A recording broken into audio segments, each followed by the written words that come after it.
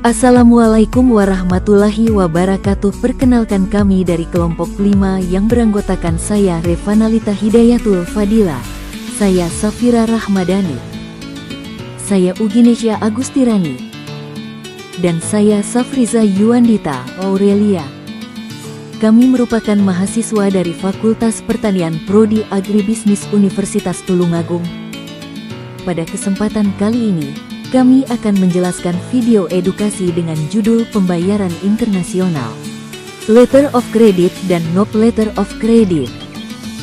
Sistem pembayaran internasional, Letter of Credit dan Non Letter of Credit. Sistem pembayaran internasional adalah cara yang digunakan dalam transaksi ekspor dan impor antar negara yang disepakati oleh eksportir dan importir. Dalam praktiknya, sistem ini sering melibatkan bank sebagai perantara untuk menjamin kelancaran transaksi. Karena jarak dan perbedaan negara, diperlukan sistem pembayaran yang aman agar kedua pihak tidak dirugikan. Jenis sistem pembayaran internasional. Yang pertama, yaitu tanpa letter of credit. Jenis pembayaran yang kedua yaitu menggunakan letter of credit. Pembayaran tanpa letter of credit terbagi menjadi 3 jenis pembayaran. Yang pertama, yaitu cash payment, pembayaran tunai. Cash payment adalah metode pembayaran di mana importir melakukan pembayaran terlebih dahulu sebelum barang dikirim oleh eksportir. Sistem ini biasanya digunakan jika hubungan antara kedua pihak sudah sangat dekat dan saling percaya. Kelebihan dari metode ini adalah eksportir merasa aman karena sudah menerima pembayaran di awal. Namun, risikonya ada pada pihak importir. Jika eksportir terlambat atau tidak mengirim barang, importir akan kesulitan untuk menuntut, terutama karena perbedaan negara. 2.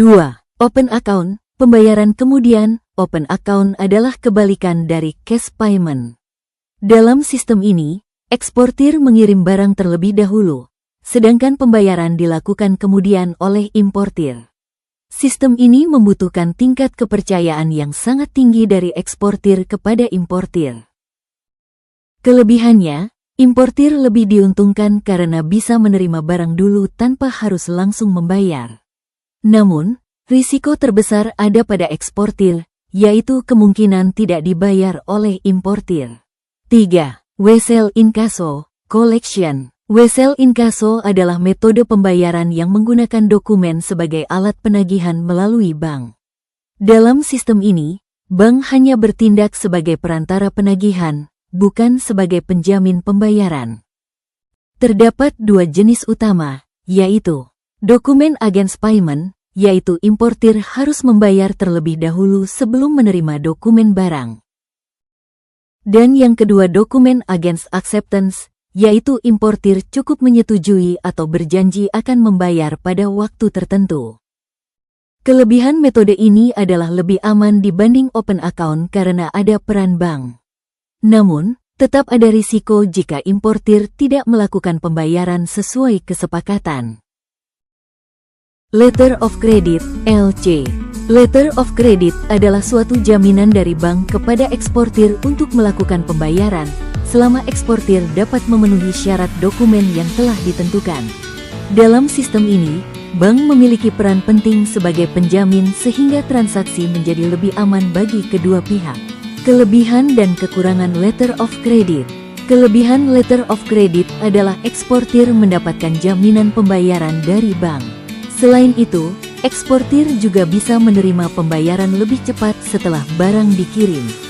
Bagi importir, sistem ini juga memberikan rasa aman karena bank akan memeriksa kelengkapan dokumen sebelum pembayaran dilakukan. Namun, LC juga memiliki kekurangan, yaitu adanya biaya administrasi bank yang cukup tinggi. Selain itu, prosesnya lebih rumit karena melibatkan banyak dokumen. Dan yang paling penting, bank hanya memeriksa dokumen, bukan kondisi barang secara langsung. Simulasi transaksi LC. Berikut adalah alur penggunaan Letter of Credit dalam transaksi internasional. Pertama, eksportir dan importir membuat kontrak jual beli. Kedua, Importir mengajukan permohonan LC ke bank di negaranya. Ketiga, bank importir menerbitkan LC dan mengirimkannya ke bank eksportir. Keempat, eksportir mengirimkan barang sesuai kontrak. Kelima, eksportir menyerahkan dokumen pengiriman ke bank. Keenam, bank memeriksa dokumen tersebut. Jika sesuai, bank akan melakukan pembayaran kepada eksportir. Terakhir, dokumen diserahkan kepada importir untuk mengambil barang. Contoh transaksi. Sebagai contoh, PT Kopi Indonesia mengekspor kopi ke perusahaan Jepang. Setelah kontrak disepakati, importir di Jepang membuka letter of credit melalui bank.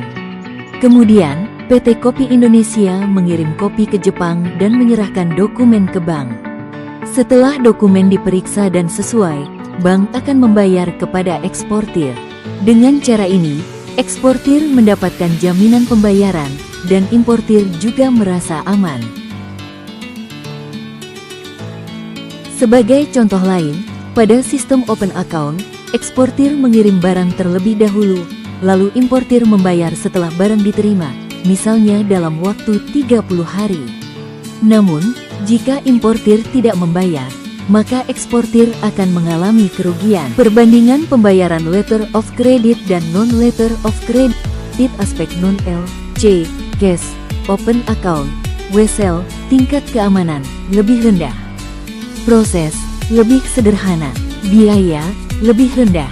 Risiko eksportir, lebih besar. Risiko importir, lebih besar aspek LC, letter of credit. Tingkat keamanan, lebih tinggi, ada jaminan bank. Proses, lebih rumit. Biaya, lebih tinggi, ada biaya bank. Risiko eksportir, lebih kecil. Risiko importir, lebih kecil. Pemilihan sistem pembayaran internasional tergantung pada tingkat kepercayaan, kebutuhan, dan kesepakatan antara eksportir dan importir.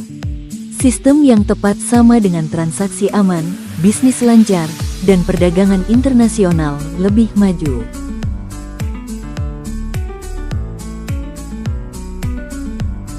Demikian pemaparan kami mengenai sistem pembayaran internasional, baik menggunakan letter of credit maupun non-letter of credit.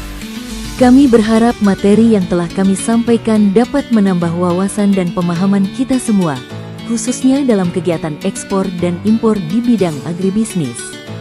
Semoga dengan memahami sistem pembayaran ini, kita dapat memilih metode yang tepat sehingga dapat meminimalkan risiko dalam transaksi internasional. Terima kasih atas perhatian yang telah diberikan. Mohon maaf apabila terdapat kekurangan dalam penyampaian kami. Wassalamualaikum warahmatullahi wabarakatuh.